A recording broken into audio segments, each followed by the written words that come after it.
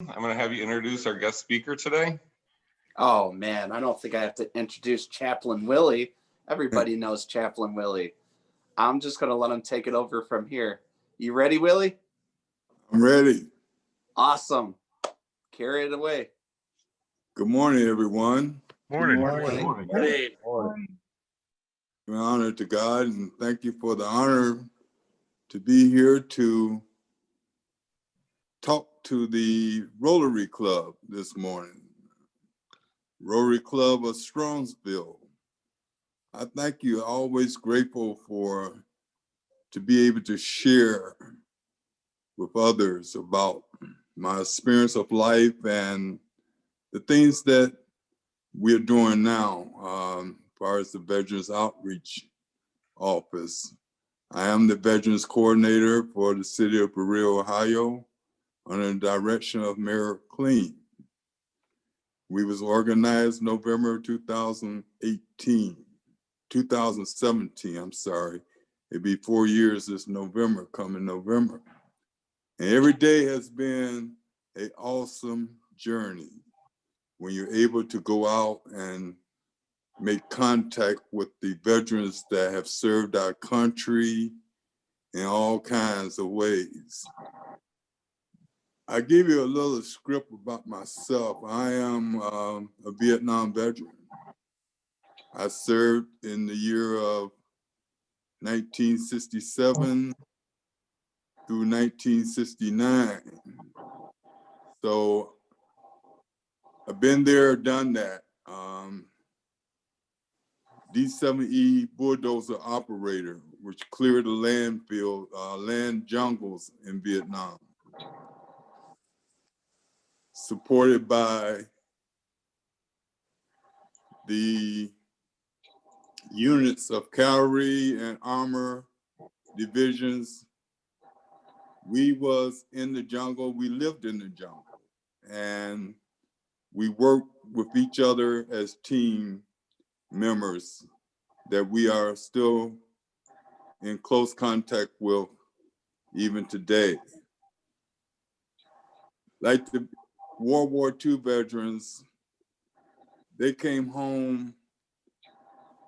I'm quite sure lots of you know that they call them shell shock. They wouldn't talk very much. And as we know today, it was a severe depression and a division of PTSD, which they came out with that new name back in the 80s. We as Vietnam veterans suffered the same consequences, and still there was no help for us. So we suffered for X amount of years. I myself, I was out there in the world. When I said the world, I was out there drinking, wherever it may be that crossed my mind to comfort myself for 20 years after I came home. Tried to receive help and there was no help available. Until the later years, I received help. But the memories is the PTSD and the nightmares that we deal with is still with us. I asked the psychologist, when is there a healing? He says, your mind is like a computer. The memory banks are still there. So when we lay down at night and we have nightmares and we sweat, those are the trauma that we experienced in Vietnam. And don't get me wrong, there's all type of trauma in this world today. There's lots of broken lives that we come across and we don't realize what's wrong with them until we've been there ourselves. And then we are able to nurture them, to be able to help them, lend a helping hand. That's what it's all about. They asked me the recipe. I said the recipe is called LOVE. It's called love. When you love thy neighbor as yourself. When you've been through the same situation, I spent 3 years as a hospice chaplain, going talking to families and being there for the patient, the client, suffering, And I must say that they are deceased on their bed, and the family is there. Most of the time, it's not the patient, it's the family that you have to be concerned about. And the thing is that when you show love and you sit there and you look at the patient and you say, you know what? I come here to heal the patient sometimes, and the patient winds up healing me because I'm in his position. I walk in that room and I feel him. When you're able to feel somebody in their presence, then you are more able to be friends with them. And that's what they need. Someone that's not over their head, but someone that would walk with them. We have a veterans pin in our office that I wear all the time. And underneath the bottom of the pen, it says, "No veteran walks alone." We mean that. The mayor opened up this office. Well, I'm also a graduate of Ashland Theological Seminary. I finally got my call in when I was 65 years old. I'm sorry, I got my call in before that when I was 60 to go to Ashland, and I finished at 65. I say this because I tell young people it's never too late. We still got a journey to cross. Some of us cross finish line early, some of us cross late. But when we cross it, guess what? The experience that we have, that we brought with us, is because it's who we are today, the reason we are here today. Mayor Clean opened up the office to reach out to the veterans of his city. Yeah, a percentage, about 16% of the total population of Berea, Ohio was veterans. He wanted to reach out to his veterans. We talked about it. His father was a World War II veteran. He was my hero. He was a gentleman, a scholar, because when you sit down and you talk to these veterans, World War II veterans is just so great. You experience a journey of your life that you never experienced before. And here his father would say to me, he said, "Chaplain Willie," he said, "you've been to Vietnam." He said, "You're my hero." And bro, it brought tears to my eyes. You know, it just, little small things that happens. And I'm being real about it, that touch you in a way that you never know. So the mayor opened up this office and he put me in charge of reach out to the veterans. First I said, how do you reach out to veterans? Well, once again, I looked at myself. What would I want? The things that I want out of life is the things that I can give to these veterans. PTSD, brain trauma, substance abuse, homeless. I was homeless one time to the point where I was almost ready to commit suicide. That brought me to attention that there's more than just moving on. I guess it wasn't my, I should say, calling. It was God's calling. We tried to tell them about the education. By being an outreach office is what we do as far as we reach out to others. We try to let them know that there is another plan, just don't give up. I have dealt with severe cases of guys coming in with PTSD and depression, and only thing they want to do is talk to somebody. Somebody hear my story. I have a story to tell you. Could you only just listen to me?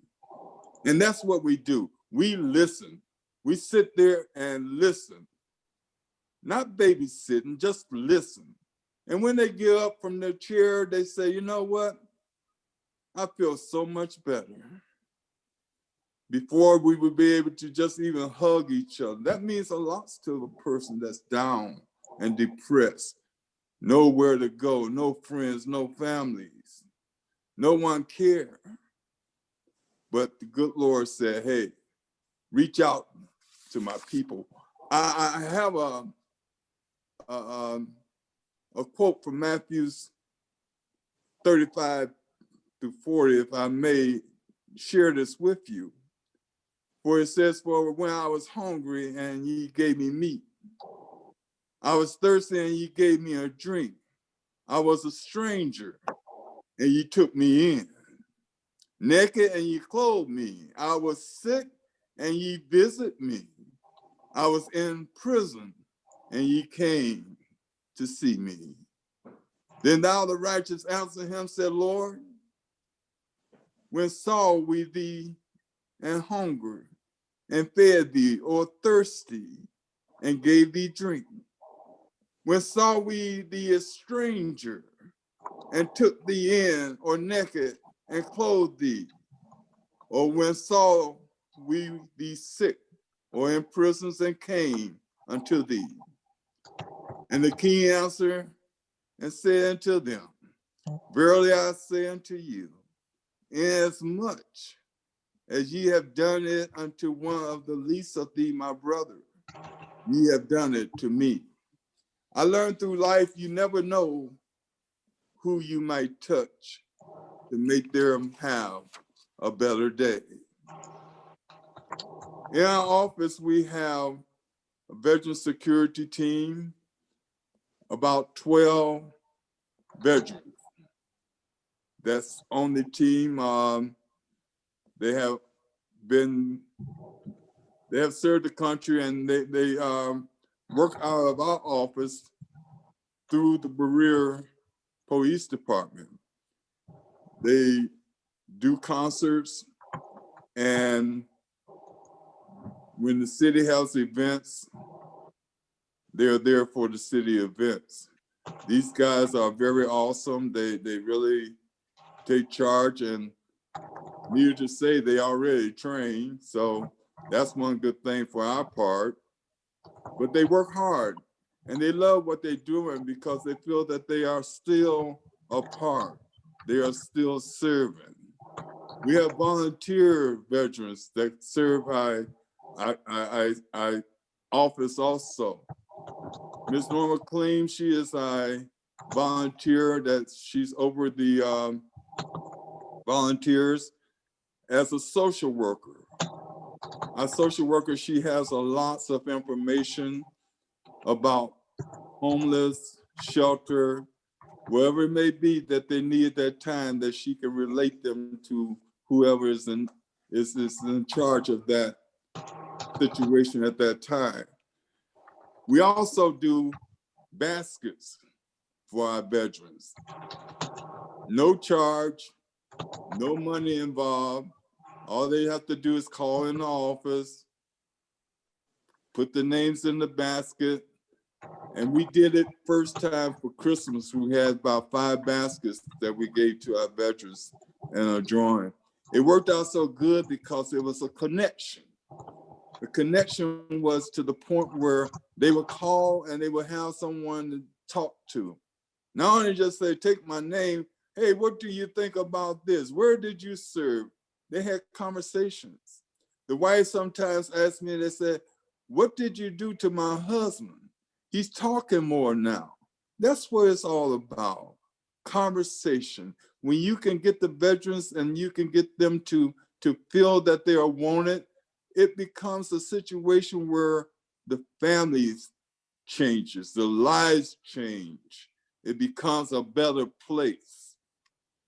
I know that this COVID-19 has took a loss away, and I, as one person, tried to take the old norm and transfer it into a new norm. Life is a transformation within itself. We need to know that there is another outlet rather than old things that we do. Sitting here talking to you in my home is a new norm to me. I'm usually vocal in front of people, as an old preacher would say. I am a reverend, right? So I love to talk. I love to hear amens. I love to just shout the victory of the goodness of what the Lord have done for me, how far he had brought me from a child all the way up until like right now. You know, I'm not a young buck anymore. Born 47, that makes me what, 73 now? And I'm still pushing towards the goal. The goal to me is said when you have been deceased. So long as you're still here on earth, you have something to say. I saw peoples on their deathbed have made a marvelous stride towards life. Something was different about them. So we have an honor guard team there now with I outfit with Berea outreach office. And the honor guard team does things, events for the city. We coming along. There's always a beginning. There's a start to keep on keeping on. And I enjoy every minute of every hour of the things that I do because I tell my peoples, I say, you know, this is not just work for me. This is a calling. And when you receive a calling, you don't look at the clock. You just do what you got to do.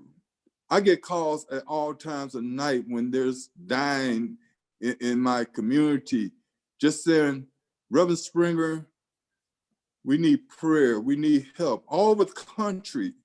I'm a chaplain of the Jungle Eaters and Vietnam Association all over the United States of America. These guys call me, the wives calls me. This is what it's about, representation of your people. I thank you for this opportunity. I'm very sincere in the things that we do. If you have any questions, please let me know. My office is there at 31 East Bridge Street in that Huntington building on the 3rd floor. My office is open to all people. We only just not take care of veterans, but we try to take care of the community. As I live my life as one day at a time, to rejoice in this day, for tomorrow we know not. So if you have any questions for me, please feel free to delegate your questions. And if I don't know the answer, guess what? I'll find out. Hey, Willie, this is Rick Voigt. You know my father, Don. Yeah, Don, my buddy. Yeah, He's so Dad's in the other room. He said to say hello, and you know, he enjoys all the work that you do, and he's very proud to be part of the group and help out with being a crossing guard and all that fun stuff you guys do and security for the city of Berea. Yeah, we love Don. He's the oldest veteran, and I think he's the hardest worker. He just turned 89 on last Friday. Yeah, well, bless him. He sent me an email on that. I said, yeah. Wow, that is beautiful. He's still moving too. Oh, yeah. Nice to talk to you. All right. Yeah. Hey, Chaplain Willie, it's Linda Kramer. Hey, Miss Linda. Just want to mention that Brian Shea and Don Boyd and me we're all volunteers with the Veterans Outreach Office. And veterans who volunteer and the veterans that we help don't necessarily need to be in Berea. They can be any place in this area. We reach out to veterans in nursing homes and in private homes throughout the area. So if you're living in Strongsville or North Rock or wherever and you want to volunteer or you need a visit, you just give Willie a call. We'll take care of you. Absolutely. Thank you, Linda. Reverend Willie, first of all, thank you for your service. We very much appreciate it. Thank you. My question is, approximately how many veterans are in the greater Berea area, greater Cleveland area? In the greater Cleveland area? Sure. Oh my God. You're talking about hundreds of thousands. Really? Yeah. The VA hospital has served all the communities within the Cuyahoga County. And we have two hospitals, Wade Park and we have Palmer Hospital. And that number, man, is like outrageous. There's lots of veterans in this community where World War II veterans, Korean veterans is dying out. Now we have the new veterans coming in. The older veterans is the Vietnam veterans.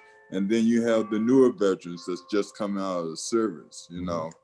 And thank God that they are more maintained and more taken care of than we was.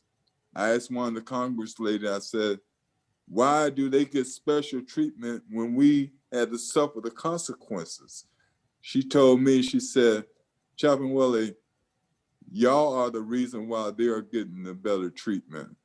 Because of what y'all did, we made our mistakes, and now we're trying to make rectifications of what we have done. And I say, you know what? I shut my mouth because I was happy that our guys was being taken care of, even though we had to be an example, you know? But somebody's got to be an example, right? Learn from the bad, go forward. No, exactly. Yeah. Reverend Willie, if I could share, I'm so glad to hear that you are doing what you're doing, and thank you, and I appreciate it. I'm not a veteran, but I have a very good friend of mine whose son did 3 tours in Afghanistan. Wow.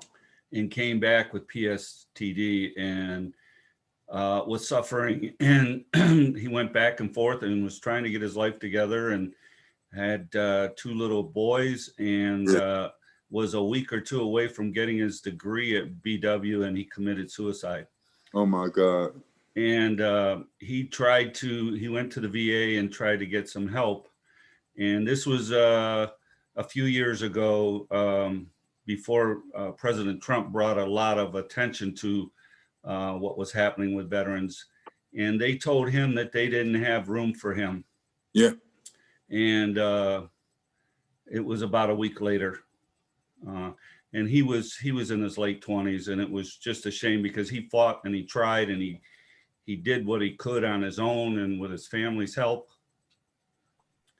And maybe you could have saved him. God bless you. That's why we are here. That's why we do the things that we do. Knock on the doors, you know, and we generate picnics, we generate gatherings before this COVID-19. Know why? Food for GIs bring us together. Mm-hmm.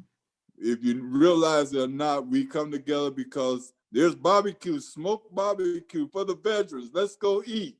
But yet still we're able to obtain their attention when they get there. They start to talk. This is the first time I've been out of the house that I've been able to socialize with someone. This is the first time that I ever have anyone do anything like this for me. This is the first time anyone ever said, welcome home.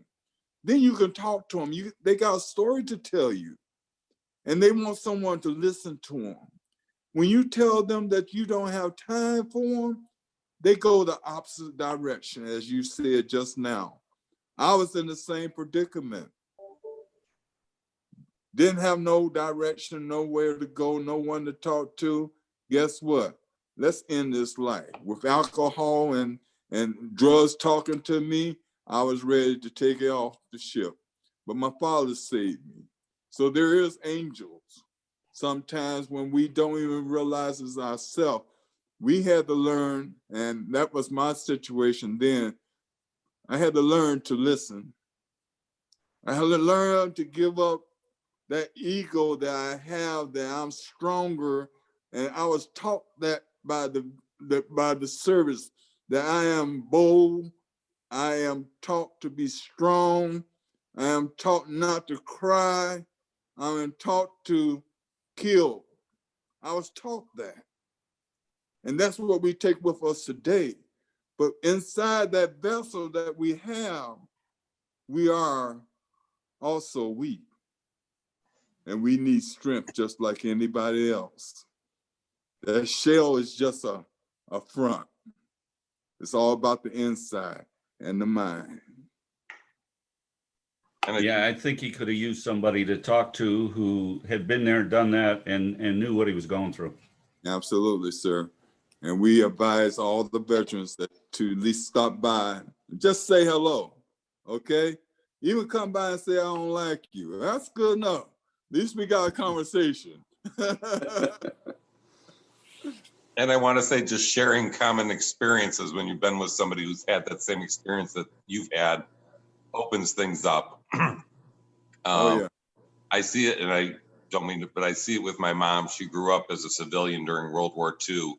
And sometimes she just needs to share things as she's gotten older now, what she went through as a child or as a teenager during World War II. It comes up and it bubbles to the surface and it needs to get out. And sometimes it just needs somebody to sit there and listen. Don't need to react to it, just needs somebody to listen to the story of what she went through. Listen to the tears, listen to the hell that you went through, but it has to come out. That's true. That is so, so true. Because when we store it on the inside, it keeps building up. The anger and that terror and that fear have to go somewhere. So if it's able to come out here and converse with someone else, then you are relieving yourself of the pressure and the pain and the agony and destruction of your life. That's what it's all about.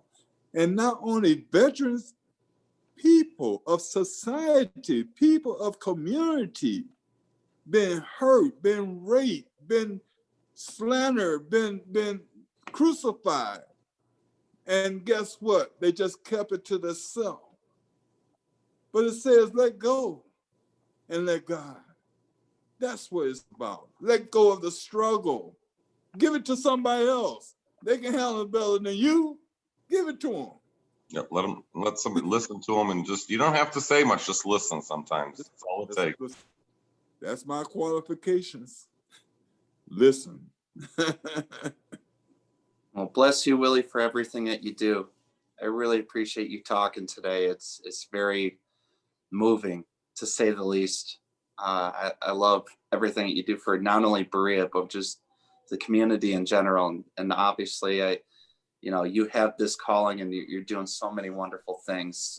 And I'm really touched by your story. So thank you. I just wanted to say that before I left. Thank you very much. And also, if you get an opportunity, you can go to the website, YouTube, and it's a calling for Chaplain Willie. That was about 3 or 4 years ago that we got an Emmy for. So get a chance there, pick that up and look at it. And if you have a loved one out there, show it to them that needs help. And give them my number. Let them come by and see me sometimes. We for all people. Absolutely. All right. Well, we thank you very much for getting up early and talking to us this morning. We greatly appreciate it. Thank you, sir. I'm from the old school, so I got up and did my normal routine. Thank you. Thank you. God bless you. God Lots bless of love. you. Thank you.